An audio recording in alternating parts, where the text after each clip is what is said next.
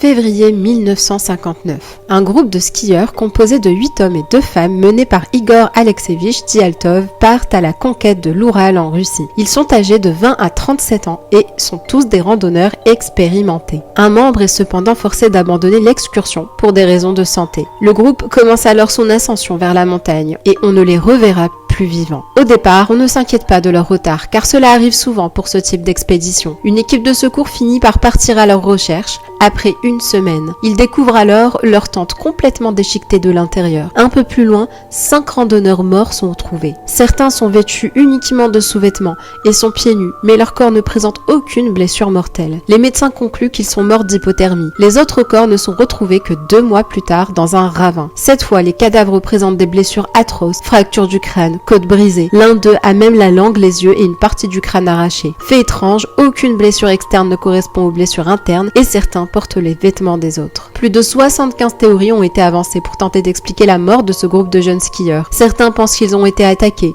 mais aucune trace de lutte et d'autres empreintes que celles du groupe n'ont été détectées. La théorie de l'avalanche semble aussi peu probable, car le groupe avait justement choisi un endroit pour s'abriter peu propice à une telle catastrophe. Et les corps n'étaient recouverts que d'une fine couche de neige. Mais alors, qu'est-ce qui a poussé les randonneurs à quitter précipitamment leur tente sans leur laisser le temps de s'habiller et d'emporter des vivres? Le mystère reste entier.